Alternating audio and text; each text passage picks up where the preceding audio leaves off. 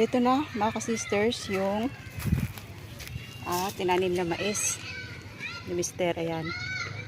Ito po ay nasa 15 days na. So need niya ng abunuhan. Kailangan niya ng abuno dahil ang ganito pong klase ng mais ay alaga sa abuno. Ayan, mayroong madalang ang tanim. Meron din namang, ayan, ito po yung katamtamang sukat ng pagtatanim. Ayan, yung iba po ay hindi rin tumubo kahit po bili pa namin yung binhi. So ayan, kaya nag-abuno na si Mister. Bumili kami ng pang-abuno na tama lang dito sa mais na malagkit na ito. Hindi naman po ito mga ka-sisters yung mais na native na malagkit. Ito po ay yung talagang binibili at ito ay kailangang alaga sa pataba.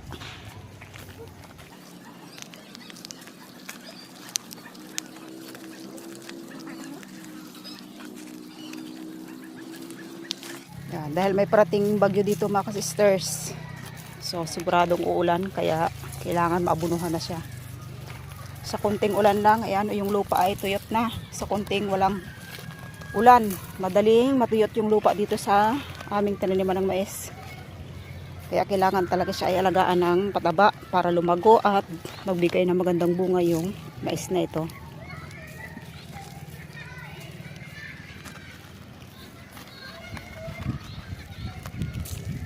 Yun, itong klaseng mais mga ka-sisters, mula sa pagtanim, pagpatak na ang 15 days ay kailangan na siya kabunuhan. Tapos another na naman, so yung top dress na sinasabi, yun kailangan pa rin siya.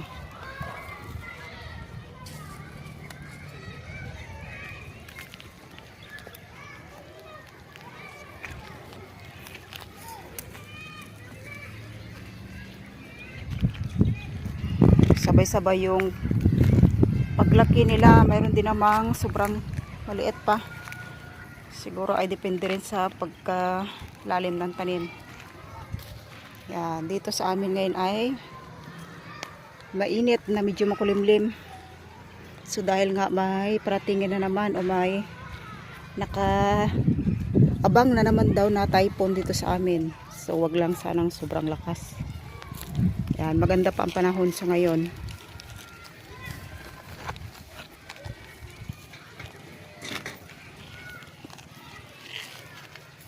Yan, siguro ito mamaya ay parang uulan. So sakto ito, kapag umulan, matunaw na agad yung abono at ma-absorb na agad nung mais. Para bigla siyang lumaki.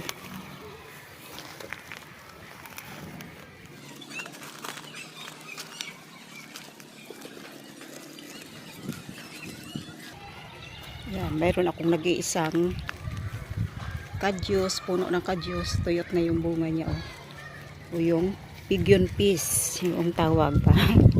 Nalaman ko lang po yon dahil sa inyo. Iba talaga kapag maraming nagsasuggest, nag-advise, nagbibigay ng tips, talagang sobra pa akong natutuwa. Kaya excited na po ako laging nagbabasa ng inyong mga comments. Yan, ang dami ko kasing natututunan.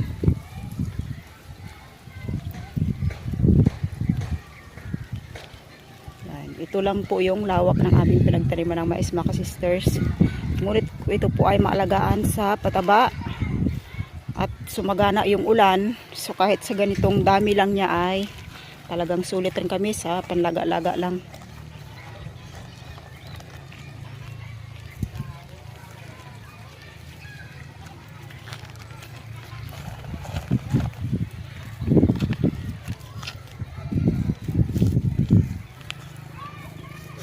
Hindi mo na po naglaot si Mister ngayon dahil nga po hindi maganda yung panahon, biglang lumakas yung hangin, kaya sabi ko ay magpahinga muna siya. So yung pahinga niya na ito, yung pag-aapuno ng aming tanim na mais. Mas maganda po mga ka-sisters na kapag may ganitong tanim tulad ng malagkit na mais ay mas maganda pong malapit lang dahil mas naaalagaan po siya. Yan, sa paglilinis, sa pagdadamo, kailangan alaga sa linis kasi dahil pag hindi nagamasa ng maayos hindi rin gaganda yung tanim naming mais. Yan, so habang maliliit pa yung damo, yan, utay-utayin ko na rin siyang gamasin para hindi na dumami. Kinabibilabs na mais, oh. Kinabili ni Derek yan na yung mais nila. Dahil nauna silang magtanim. Noong unang patak pa lang ng ulan, nakatanim na sila. Yan. Katapos lang ng gamas, meron na ulit na kasunod. So yung ganito talaga ay pasipagan sa paggamas.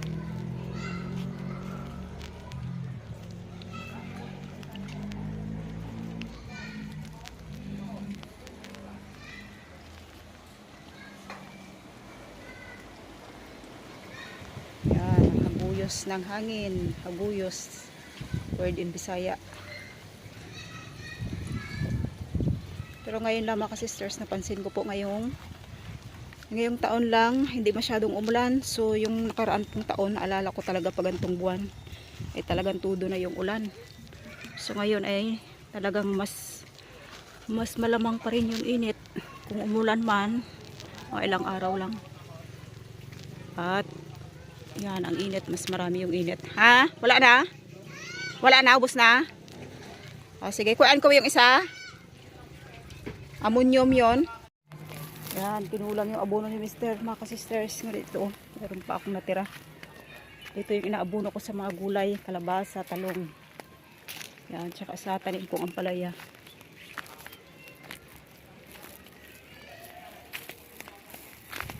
Oh. Ha?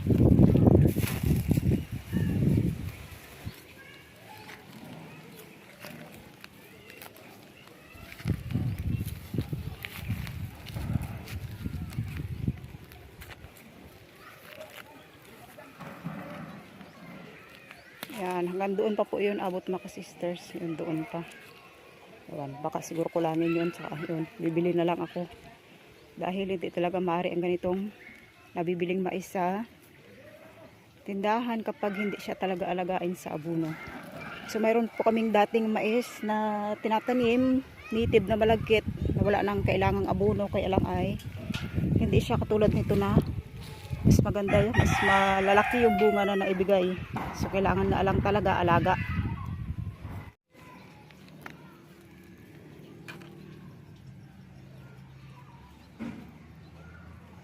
Ayan yung tanim kong ampalaya mga sisters. So sari-sari na yung pinaglalagay ko lahat na ng kitchen waste. Yan yung eggshell. Yan, meron din akong bagong tanim na patula. Ito yung dating old ko pa na ampalaya. Hindi siya tumitigil sa pagbunga, kaya patuloy ko pa rin siyang nilalagyan ng pataba. Kahit mag-isang puno lang siya ay higit 10 na yung napitas kong bunga. Kasi pag magbunga kapag alaga lang talaga sa pataba.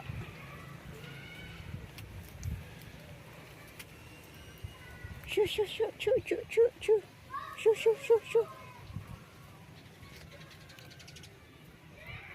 Mga sisters, patapos pong nag-abono si Mister, so pupunta muna po kami sa bayan para bumili ng bigas. Tama po yung sinabi niyo. Pero big blessing pa rin kasi po ay may isa akong viewers na nagpadala, so sobrang biyaya. Thank you Lord lang. Yun, doon po kami sasakay sa aming yan. Mga sisters, bumili po ako ng longganisa. Paminsan-minsan bumili ako yan. Dahil gusto ito ng tuwang-tuwa ang mga bata kapag makabili ako ng ganito. Hindi ko po siya piniprito kapag ako nagluluto ng longganisa. Yan, naglalagay lang ako ng konting tubig tapos pinapahibas po at lumalabas yung mantika niya. So yun, good na. Yun mga sisters, at pagkuha ko po ng biyaya sa bayan, bumili po ako nito. Yan, minsan po pag si Mark ayaw niya magsapatos, magchinelas daw siya. Saka ayan mga sisters, dahil si Mark ay mabilis sa puti. Yan, minsan sa isang araw ay napapalit siya ng 2 beses. Yan, kaya dumagdag ako dinagdagan ko yung puti niya. Bumili ako ng puti. Yan, tsaka yung gamit niya. So, ito naman mga sisters, yan, bumili ako ng bili ni Faith. Kasi kailangan niya sa school. Yan. Tsaka ayan, bililan ko rin po siya ng sapatos pang uniform. Dahil si Faith po ay walang sapatos, hindi po magkasya sa kanya yung pinadala at kay Angel po nagkasya. So, yan. Si Faith na lang yung binilhan ko para magkaroon siya. Yan mga ka-sisters, bumili na rin po ako ng isang sakong bigas. Dahil po dito sa amin, biglang sumama yung panahon at may bagyong malakas daw na paratingin. So, si Mister ay pahinga muna sa laot. Yan, kaya ito po ay kasama sa pagkuha ko ng biyayang pinadala sa akin.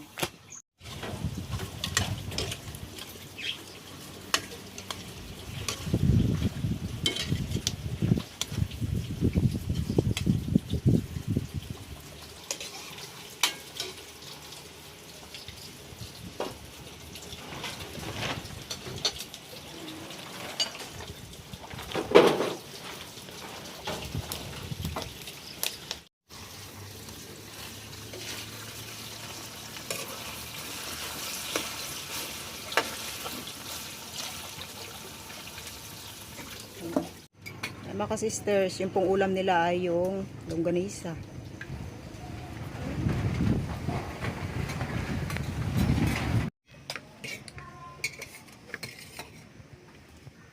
Yan. Si Mark ay tapos na. Nakadalawang dagdag na si Mark. Oh, kaya nakatawa na siya. Po, Ma'am Lorete, sa pinadala niyong biyaya. God bless po. Thank you po, Ma'am Lorete, sa pinadala niyong biyaya. God bless po. Thank you po, Ma'am Lorete, sa pinadala niyong biyaya. God bless po. Kain po tayo mga ka-sisters. Umagahan po tayo mga ka-sisters. Hindi po ako sumabay sa pagkain kayo na sa mga bata.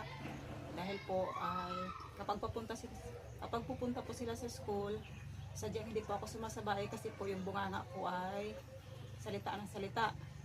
So lahat ng tagubilin po sa kanila, dahil sila po ay wala sa tabi ko, sila po ay lalo si Mark, malayo. So, hindi po tumitigil yung bunganga ko kasi sabi ng kung ano yung mga tagubilin ko sa kanila, mapaalala ko. So, kaya sila lang yung kumain at hindi ako sumabay. So, kain po tayo mga ka-sisters. Si Mister po ay hindi ko rin kasabay dahil siya po ay nagkasikaso ng bangka namin dahil may malakas pong bagyo daw na ayon sa balita, may bagyo po ditong katama sa amin na malakas. So, inayos po niya yung bangka hanggat hindi pa talaga dumating yung lakas ng panahon. Kaya ayan, ako lang muna yung isang kakain ngayon. Thank you Lord God sa pagkain sa harapan. Thank you Lord. Salamat po Diyos sa mga biyaya, sa patuloy yung pag-iingat. Thank you Lord God. In Jesus' name, Amen.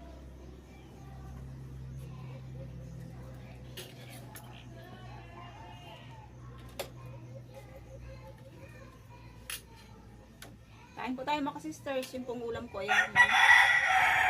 Bumili ako ng longganisa, doon nga po sa pagkuha. Pagkuha ko po ng biyaya na pinadala ni Ma'am Loritis Balmores, na dati ko pong, dati rin siyang nagpapadala sa akin. Siya po ay taga Madrid, Spain. Maraming salamat sa iyo ma'am, sa iyong pagsuporta. Siya po lagi mga sisters ay lagi kong nakikita sa mga comments. Kahit siya po ay bising-busy sa kanyang trabaho, alam ko pong bising-busy siya lagi dahil bihira lang po siya makakontak sa akin or bihira lang po kami magkaroon ng komunikasyon dahil nga po sa busy na kanyang trabaho. Ngunit ganun po mga sisters, hindi po siya, lagi siyang nanonood, sumusubaybay at syempre ay nagpapadala din po siya ng biyaya pinansyal. Maraming salamat sa iyo ma'am.